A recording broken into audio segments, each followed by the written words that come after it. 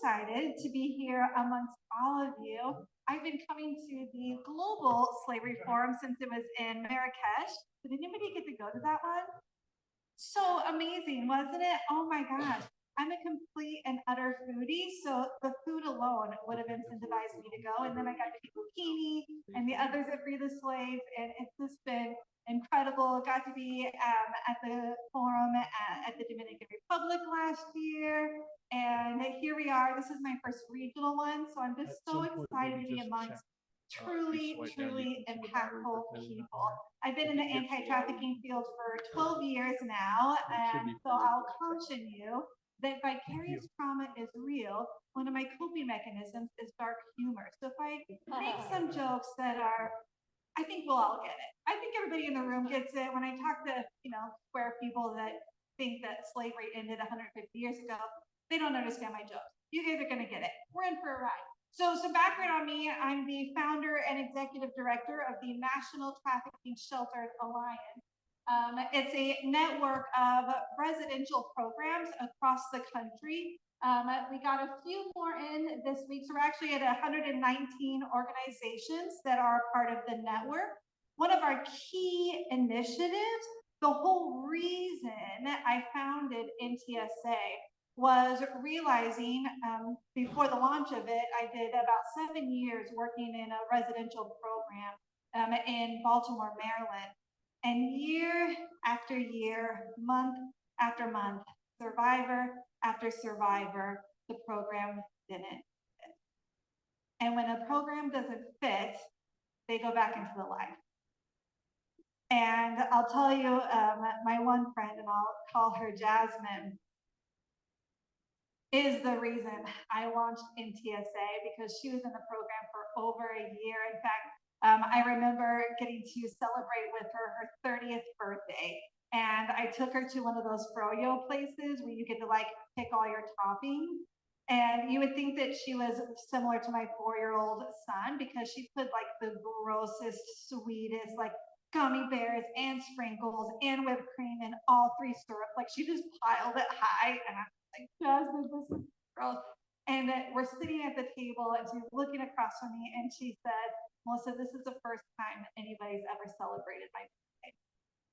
And it was such a special moment to see her working so hard every day to overcome her trauma. But one froyo, one celebrated birthday does not negate a lifetime of trauma and abuse. And the program didn't fit for her. And she went back to the life. And a few months later, we're having a similar experience. We're meeting for coffee, but the atmosphere was less celebratory because she's catching me up on how she's doing. And in the midst of us catching up, she gets a phone call from a buyer. And I literally held my dear friend's hand as she negotiated price and expectations and location. And I'm weeping and I'm clinging to her arm as she's walking out the door. And she looks at me and she goes, Melissa, don't worry about me. This is what I'm made for. In that moment right there, I thought, what if she had been in a program that fit her preferences, that fit her needs? So she didn't feel confined to a program that law enforcement determined for her to go, that she wasn't forced to make a 2-year or longer commitment in her recovery by just visiting for an hour. Because that's how our system works right now, right? A survivor is identified, a survivor is taken out of a situation. They have hours to identify where they want the recovery to take place. And it's usually defaulted by, do you have a bed? Holy crud, do they need more than just a bed? And so we launched the Alliance in order to help friends like Jasmine have a choice of where their recovery takes place and what the recovery looks like. And so we've been able to now create, through our network, a national referral system. We've reached a little over 2,200 now, so these stats are a couple months old, but you can see we've grown a lot. And this is actually with zero marketing. We have not marketed intentionally because we don't have capacity in-house to facilitate it. This is a buildup, people. There's hope. There's hope. So you can see we've grown a lot. One of the things that I want to point out that I really think is so important is our average age is 32 years old. And that's important because I want you guys to know that many programs have an age ceiling of 25, sometimes as young as 21, which means that the average referral that we get in our system does not reach the threshold for most programs and what they offer. I should also note that this past year, almost 60% of our referrals were self-referrals. And so I want you to understand that, because much of what we're going to go through on this is self-identified by survivors themselves as they are trying to exit their situation. And if that's not a powerful view into how to listen to survivors, I don't know what is. So that's pretty exciting. How does our current referral system work?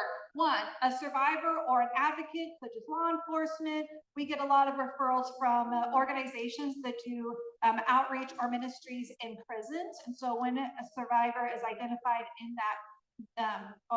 in that ministry or organization, they have a few weeks before they go on to parole. And so instead of going to a halfway house or living independent where we know that they're going to be vulnerable and exploited again, they have a path forward. So that's really exciting for us. So caseworkers, we get a lot of referrals from, but like I said, the majority now is actually self-referrals. We do ask them where they heard about us.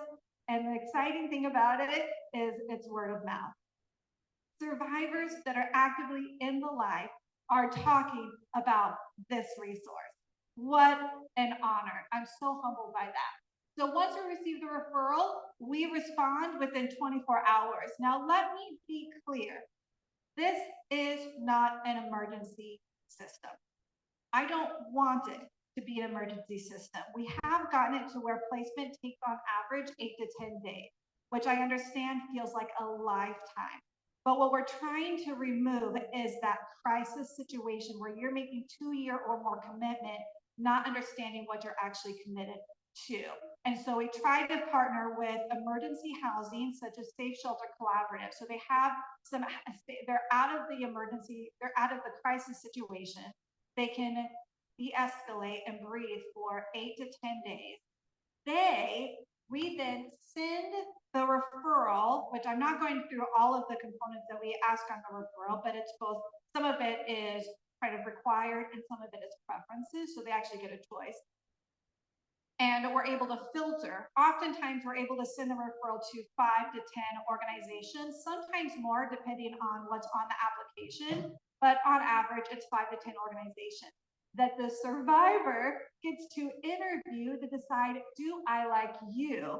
Instead of what usually happens, which is a program interviews the survivor to see, are you a good fit for us?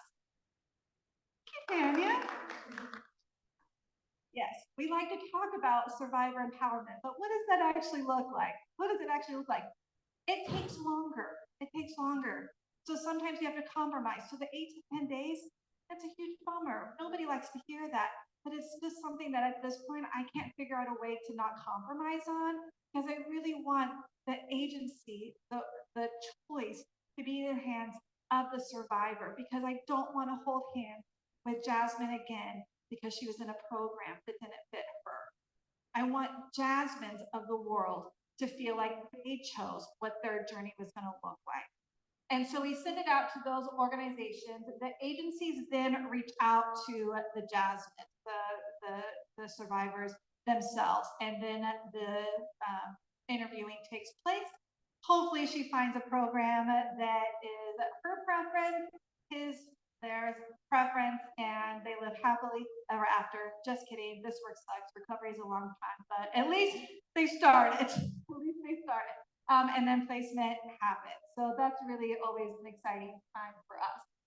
I want to go through just some terminology that we use in-house Why is that important? Because our field has no standardization when it comes to terminology. So this is what we use. Feel free to incorporate it yourself so we can have some standardizations. If you've got feedback, we welcome it, but this is what we use right now. I do want to say that our philosophy at NTSA is there is not a one size fits all. This is where I go on a tangent, brace yourself. I love food. Most of my analogies revolve around food. So I also love pickles. Rochelle, you love pickles. Who does not like pickles? Everybody likes pickles. Raise your hand if you don't like pickles. I need someone that says, everybody likes pickles. What's your name? Huh? Jomi? Jomi doesn't like pickles. She should not go to a program whose whole focus is on pickles. I would love a program who serves fried pickles and pickles on my sandwich and pickles on the side.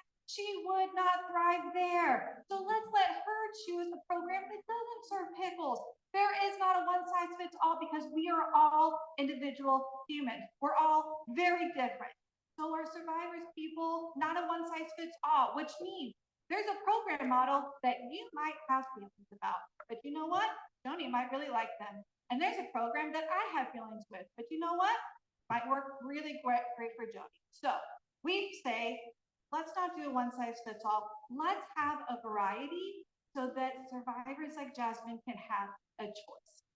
And so this is how we do supervision levels. So you have the low supervision level. This is really where it's like independent housing. One of my favorite program models like this is called Survivor Ventures. Highly recommend looking them up. They're in Virginia. You don't know them, Daniel? Yes. Okay. Anyway, there's a program model called Survivor Ventures where they live independently and they pay local employers to employ the people in their program. They also pay for the independent housing, provide case management with low-level supervision in the hopes that it'll eventually lead to full independence. You also have what we call moderate supervision levels. Dan Emer is here. He runs a program called Worthwhile Aware outside of Philadelphia. His program we classify as moderate. This means that they have a short blackout period, meaning no access to phones or external relationships, because it's almost like you want to detox, but it's only about 30 days. He might contradict that. Sometimes it's 3 months. But after that, then they don't have 24-hour supervision in the house. It's kind of living in community with a lot of check-ins, and the real emphasis on that program is economic empowerment and development. And then you have what we call the high supervision level, 24-hour supervision. Rebecca Bender, if you know her, she's a huge advocate for this model. It was really instrumental in her recovery. There's some wonderful programs like Engedi Refuge out in outside of Seattle, Washington that offer this. This is like the 24-hour, we're going to go through everything and rally around you so you can just breathe. We're going to teach you how to cook, how to clean. I remember one survivor early in the program that we had established had a complete manic breakdown when it was time to do chores and it was her turn to mop. Complete manic breakdown. And we didn't understand, this was early on. Nobody knew what anybody was doing, and we thought she was just being belligerent and like whatever. And we're trying to de-escalate, walking through that process, realizing that she actually grew up in juvie. She'd never had chores before. And so she didn't understand why she was feeling overwhelmed with just mopping, because for so many of us, that's super benign and normal because we've been doing this since we were little. She had never done it before. And it was overwhelming because she didn't know how to do it. And it was overwhelming because she realized that she should know how to do it because everybody was acting like it was normal. So that 24-hour supervision is how do we teach you some of the most basics so you can thrive. I also wanted to say one of the key things that we ask on our referral system is faith preference, because that is really, really important to most of us. If faith is an important piece of your recovery, you want to be in a program that offers it well. And if faith was part of your trauma, you want to be in an environment that doesn't trigger you and respects where you're at. So we put that on our referral system as well. I will just say, if you're curious what survivors indicate on their faith preference, don't care. So for many of us, it's like we think, oh my gosh, it's a priority. It actually isn't. You know what's a bigger priority? Can they bring their emotional support animal? That's more, no, serious, that's more important to them than the level of faith integration. They want their puppy. And I'm being for real. Yeah. Okay, I know we're running out of time and I haven't even gotten to the technique of it. I'm so sorry. Okay, here are some demographics. If you want to see this and we can walk through it, I'm happy to do that with you, but for time constraints, these are the programs that we have in our system. What I want to acknowledge is something that NTSA is trying to help, like the State Department and others understand is we see less discrimination on sexual preference. It's more based on gender identity. And so moving away from all of the letters being brought together and instead segmenting them based off of sexual preference versus gender identity, because that's where we see it more challenging for placement. Does that make sense? Understand what I'm saying? Yeah. And if you're curious, we actually do get quite a few referrals that indicate Two-Spirit. If you're not familiar with that terminology, it's rooted in Native American philosophy. So happy to discuss more about that, but I want to make you guys aware, if you're not staying up to date, more survivors are incorporating that as part of their. Here's just some quotes that we received from survivors going through it. I'm so sorry. Okay. Here's the issue with our current system. We get some weeks 15 referrals, other weeks as many as 30. The issue is a advocate referral takes on average 45 minutes from start to finish. So in 1 week, by the time we get the referral, read through it, send it out, follow up, all of that, we can allocate 45 minutes on Alexis to spearhead this time sheet. A survivor referral, which we've indicated is increasing in our referral numbers, takes between an hour and an hour and a half. If we get 30 self-referrals in 1 week, Alexis is literally over her 40-hour capacity. We are almost at a breaking point, literally. It is not scalable. So the solution is Tyra. This is an app that we have been partnering with Microsoft for almost 4 years now. Microsoft volunteers, let me be clear about that. And it is literally going to be the equivalent of Airbnb for residential services for survivors of trafficking. And I love this so much. If you've ever used Airbnb, one of the things that I love about it is I can put in every filter that I want, and then nothing shows up. So I go back to my filters and I said, what are my least priority filters? Like, what's negotiable for me? So I can take those off, and then I can zoom out and see, okay, I still don't like what I want. So then I remove other filters, and I control what my filter priorities are so I can see what's available. And that's what Tyra is going to do for the advocates. That's what Tyra is going to do for the survivors. Can I also just give you another data set on our referral things? We've done an analysis from last year where we saw that more than half of our referrals were self-referrals. The self-referrals that indicated wanting to go to a program that allowed children was literally double the number of advocate referrals requesting survivors going with their children. So when we talk about survivor empowerment, when we talk about survivor choice, I'm seeing a very stark contrast on survivor referral, self-referral versus advocate referral, and we need to pay attention to that. And that's what Tyra will allow. Survivors can decide what filters they prioritize and what filters they're willing to negotiate based on availability. Because here's the reality. There is not enough resources out there to fulfill your greatest wants and preferences and needs. You are going to have to compromise. It sucks. I get it. We all want the best fit possible, but the survivor through this app is going to be able to choose what they compromise on. So it's a trauma-sensitive and confidential way for victims or advocates to assist, like Airbnb. One of my most excited things, oh my gosh, I'm running out of time, and we have Michelle, and I'm really excited to hear about her. So I'm just going to say a few things about the app that I'm really excited about. Number one, it's real-time inventory. Because if you've ever sat next to a survivor when they find a program only to realize that there's not capacity, then you know the rejection, the sense of rejection that they experienced, even though it had nothing to do with them. It was not personal, and yet the rejection is just as powerful as if it was. How can we prevent that? By not reaching out to programs that are at capacity at that moment. And so the app sends a text to the organization every 2 weeks to say, is this still your availability? And they can check yes or no, or they can update it. So great. For example, an organization in Birmingham, Alabama, the Well House, they expanded their services going from just adults to minors. They can update in the app. And so instantly we know that there are 8 more minor beds in the country than there were before.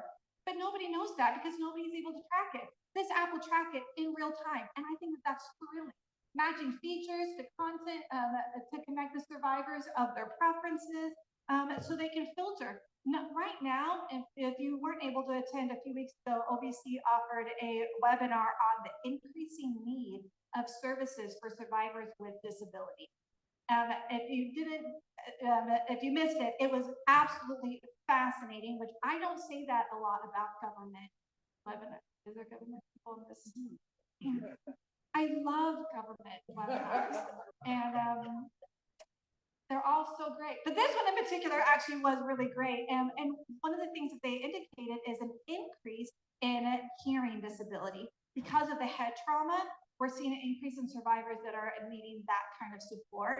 Very few programs across the country know how to offer that. So we're able to start identifying what the growing needs are and start offering that to survivors because they're going to be able to identify it themselves. And then, of course, it's a survivor making the referral themselves because they might have gone through a program like my friend Jasmine did. It didn't work. They go back into the life, and 8 months later, realize I do want out and I do want help. I don't want to go back to that place because it's for me. The program might have been great, just not a good fit. They offered pickles. I'm sorry. They can do the filter themselves. They can do the filter themselves, and I think that's what's so exciting. And so we're going to have 3 different pieces. If you are a service provider, that's where you're gonna create your own profile where you can update all of your offerings. An advocate, so they can make a referral themselves, and survivors where they can do it themselves. Okay, this is, I'm so sorry. We're way out of time. I provided way too much content. So this is a walkthrough so you can see some examples of how to do it. So if you're an organization, you have your dashboard, the advocate, the public. We have not finished the survivor component yet. We want that to be really smooth and clean before that goes live. So as of right now, we're using the app for advocates and for ourselves to do the filtering and the updating, but survivors are still using our current system. So to ensure that they have the best process possible. So this is just walking through what it looks like behind the scenes. We try to make it as user-friendly as possible. It's done by Microsoft. I'll let you interpret that. Yeah. All right, I'm gonna close it there. Any questions on this before we head it off to Rochelle about my app? So it's a 4-phase process. We are 2.5 phases through. So we're probably about 6 months through completion. Yeah.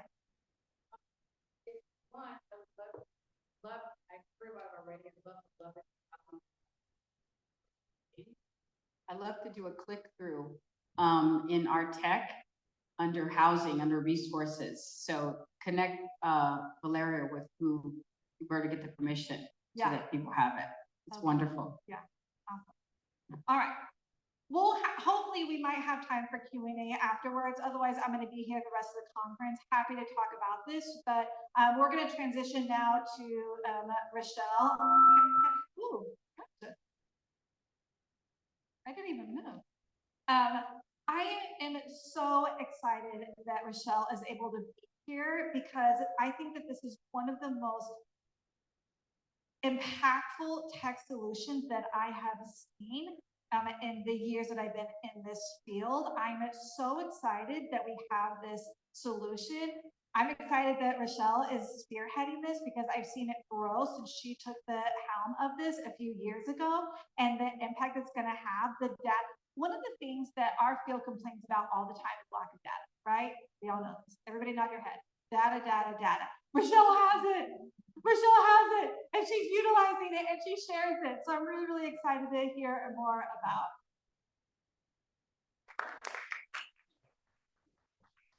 Thank you. Well, she is way too kind because oftentimes I really like when I say it's a privilege to be able to lead Freedom Signal. I don't really know what I'm doing, but by God's grace, I've been able to be in this space and really get to partner with people like yourselves, and so I'm very excited to be here. One thing I want to point out is I have some team members here with me, Monica, Rachel, and Miss Janet back there, and Joni, who is our Miami City coordinator. So would love to connect with you guys after this. Who in this room has been stuck on a problem, an issue, trying to solve anything? All of us, yeah. Okay, so in 2000, let's say 17-ish, 2018, we were stuck.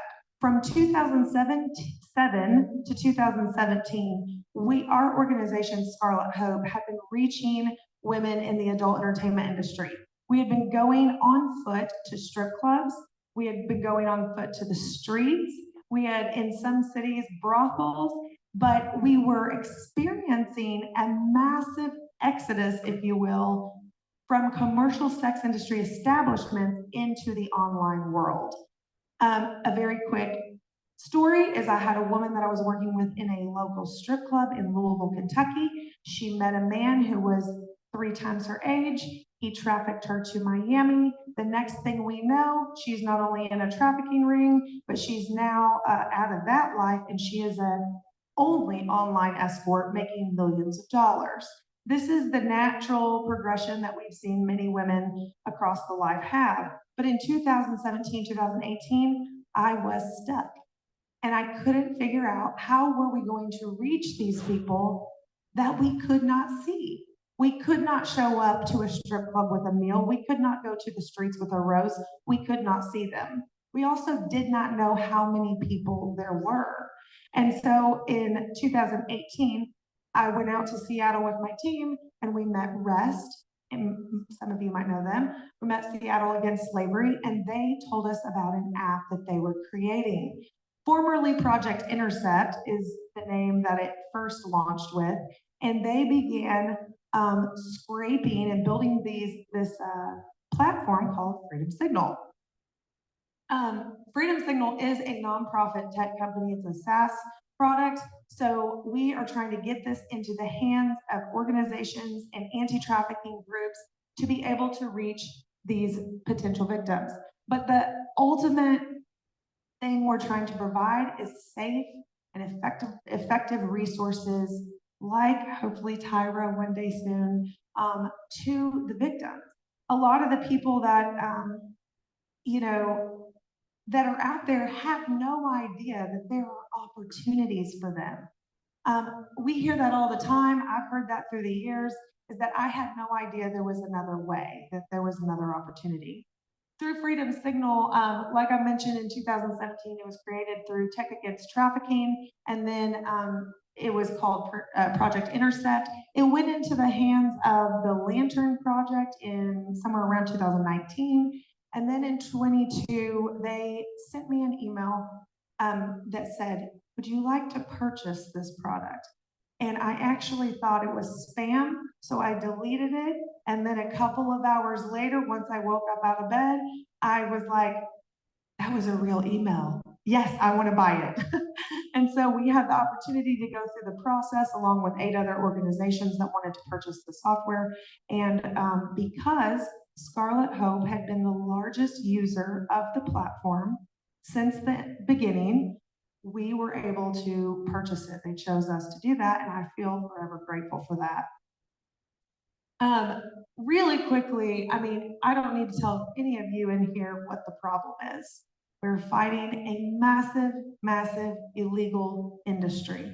$12 billion is a stat that we found online, but 75% of people in the industry as a whole are more likely to enter the life through online means now. I'm sure that somebody very smart needs to do more research on this because I'm sure it's higher. But the solution is to reach individuals using the most effective technology that we can. Really, I have not found anything else like Freedom Signal out there.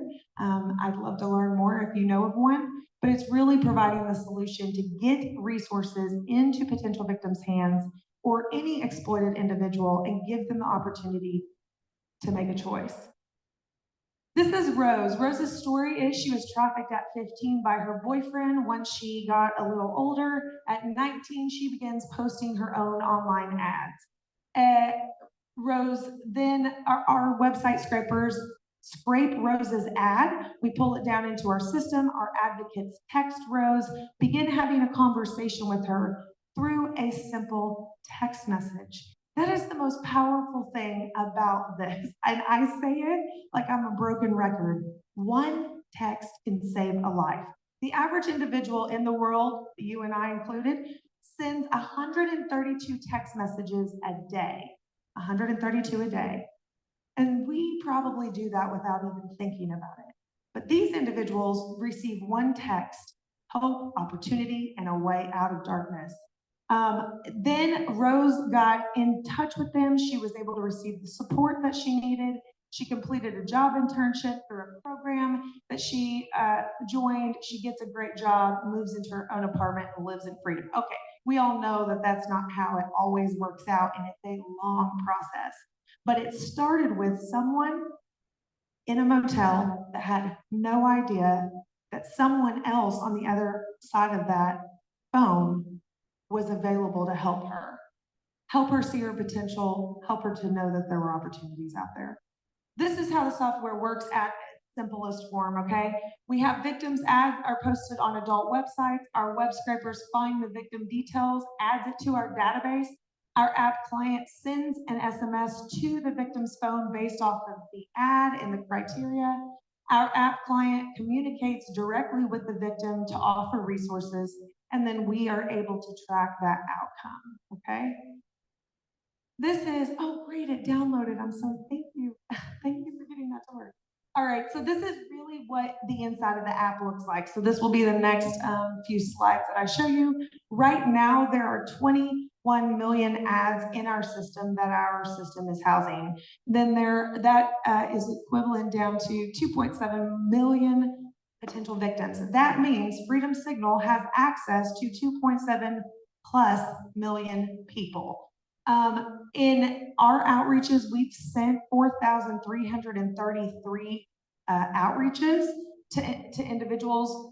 253,000 conversations have gone on, and within those 4,333 bulk outreaches, that's 491,000 text messages. This is kind of how the system works. So when we go in to create a campaign, not every organization wants to reach women or men or trans or whatever have you. So in the system, you can specify what you want, the criteria. You can pull down every age, you can pull down, 18 and up. Every single adult website in the entire world is 18 or above. That's what they have to click, okay? Yes, I'll address child trafficking, and if we've come into contact with younger individuals, we have, but the age starts at 18. We can go up to 100, 99, whatever. Ad activity, we can find the latest ad activity within 7 days, or we can go back a year. And so, and then this is a zip code based software. If we did not have zip code, we would not have this information. We would not be able to text them. So once we create our campaign, we then get the amount of individuals that are within that criteria. So this particular one for this demo is about 1,000. We only give organizations 1,000 at a time because by law, we're only able to text 250 at one time. And also just to clarify this, when we text them, we are not able to keep texting them. That would be called spam. So what we have to very carefully do is we have to very carefully craft campaigns to be able to send these 250 people that get a response, which would be a consent to text. So we're able to text everybody once. And if you aren't familiar with Sex for Sale ads, they all say DM me, text me, call me. That's our consent. So we do that once, we text them, we wait for them to reply, they reply, and then we're able to text back and forth with them. This is the screen before you send your outreach. This is what it looks like, your organization, what your criteria is, your message, so on and so forth. And then this is what it looks like when a victim replies. So this is one in, this is not a real person, just so to be very clear. The conversation is on the right-hand side, obviously to the victim or to the person, it looks like a regular text message. This is what we're operating it under. Freedom Signal has the way our numbers work is it makes it safe and secure for the advocates to text. So we're carrying on the conversations within Freedom Signal. We're able to put case notes in. We're able to track outcomes and conversations. We can also see the ad history. This helps us with two things. One is we're able to see if this is a potential victim that is going between city to city every day, every other day. We're able to see some of the history of that. And then we're also able to see whatever was specified on that ad. A lot of times there are names, a lot of times there are not names, it's unknown, but really all we need to be able to text someone is a phone number, a zip code. Got it. All right, 5 minutes. Okay, so conversations, already showed you that.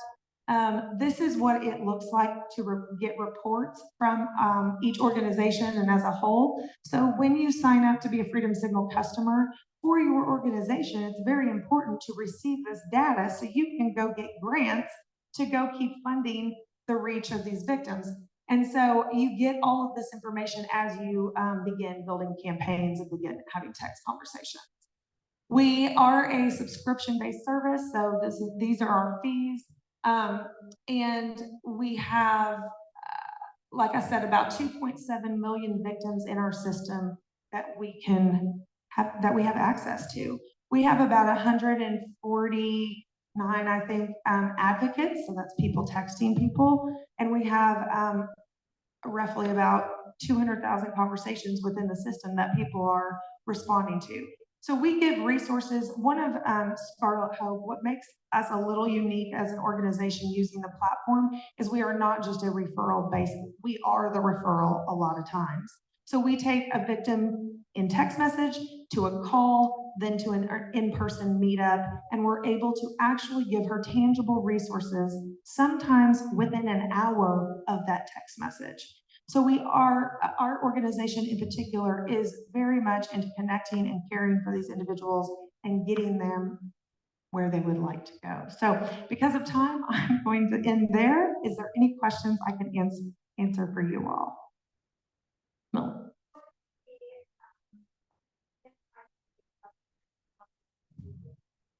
Good question. I have that one. So it's 10 times more effective than one-to-one outreach. So, I mean, I'm sure you could actually raise that number, but that is the effectiveness of how you can scale this. We would never be able to reach even the amount of people that we've been able to reach for Scarlet Hope.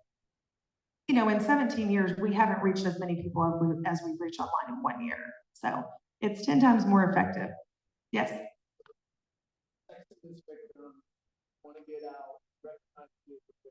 Yes.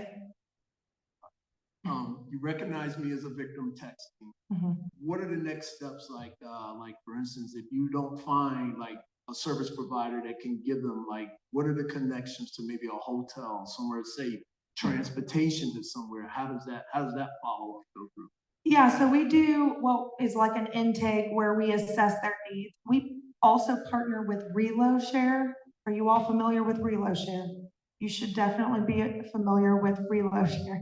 I could be an advocate for them. That is hotel services that are trained in human trafficking, and we book the hotel for a survivor. We're able to get her into a safe and secure hotel through their processes. It's all anonymous. And so we can do things like that. But really, if a woman is not in our city, we have as an organization, and Freedom Signals building this as well, is a huge master resource list, like Tyra, but on every resource level that is able to serve any victim anywhere, wherever she is with whatever need. So I don't know if that answers your question, but yeah, yes. Do you have any intention or plans for building this out international? Yes, so we're already in Canada. And we have it on our vision list to launch this in Europe. And there are some other countries that we're looking at as well. Yes. Yeah, two quick questions about what happens when you contact folks in terms of the text messages. One is, what kinds of services or resources are you providing, and are they customized? That's one question. The other question is just a little sharper question, which is, do you ever get pushback from people who you've contacted? Like, I can imagine people who want the resources and who are happy that you reached out or are being exploited and want a pathway out of that would be receptive to it. But are there people who are like, why are you contacting me? This is my choice. I'm not interested in your resources. Like, what kind of data do you have there, even if it's like less quantitative? Yeah, okay, the first one is tangible resources. So each organization that is a Freedom Signal customer offers different things. I will speak for us. We offer food, clothing, counseling. We offer different programs. We can help get them into housing. Basically any tangible resource that they need, we can help with. Other organizations are only referral based, and so they're giving those direct referrals to food banks, to hotels, to, you know, all of that. Your second question would be, is absolutely we get responses that say, F you, why are you texting me? I do this is my choice. We are every advocate is trained to be very respectful, very kind. We are not judging one way or the other. What we want to do is just simply offer support. And so a lot of times people that are initially might say something like, I choose to do this, thanks, but no thanks. No problem. If you ever need us, please keep this number and we're here for you. And we will get text messages months later. And so that happens. We also get traffickers texting us as well, what we believe are traffickers. We also get pimps, somebody that is controlling someone's ads. That is definitely, we get those communications as well. And then we also get a lot of scams, we get spam, but we also get scams. And so through Freedom Signal, we have a huge spam filter, but it doesn't filter everything out. And so, yeah, we're just here to help people through Freedom Signal, no matter what their situation is. Yes. So, hi. So I'm curious, it sounds a little bit like what Thorn does in terms of, are you familiar with Thorn? Mm-mm. Okay, so Thorn is, they also have tech, they're a tech service trying to address human trafficking. They partner more with law enforcement. But one of the criticisms or pushbacks I've heard really with Thorn is a sense of, you're collecting all of this personable, identifiable information. And then for those people who do say, I'm doing this is my choice, please don't have, that information is still being collected and is being stored somewhere. And so I'm curious, how do you deal with that where, you know, there might be 2.7 potential victims, but I don't know what percentage of those individuals wouldn't identify that way and would not want their identifiable information stored in any way that implies that. And then oftentimes what the concern is that I've heard, or that is what if law enforcement tries to seek this information? Now I've been kind of exposed to law enforcement, which doesn't necessarily look upon me as a victim, it looks upon me actually as an offender. And so now you're putting actually me at risk by doing this type of scraping. So I'm just curious how you would respond to that. Well, let me first say, we haven't had a situation that I've had to deal with this since we took it over, okay? When we get law enforcement involved, it is for minors primarily. If a victim that texts us identifies as a minor, then we will work with law enforcement. But we are not selling this data. We are not giving this data away. Just because I told you there were 2.7 million doesn't mean that you actually know where those came from, right? We're not publicly taking this data and saying that all of these victims are human trafficking victims. So all I can say to that is the way that Freedom Signal was designed was to cast a very wide net to get to reach potential victims and give them opportunity and resources. Obviously, we're impacting a larger population than that don't identify as a trafficking victim, or they identify as they want to do sex work. But the reality is that a simple text message to any human that's kind, non-judgmental, we're not just saying, are you a trafficking victim? Can we help you?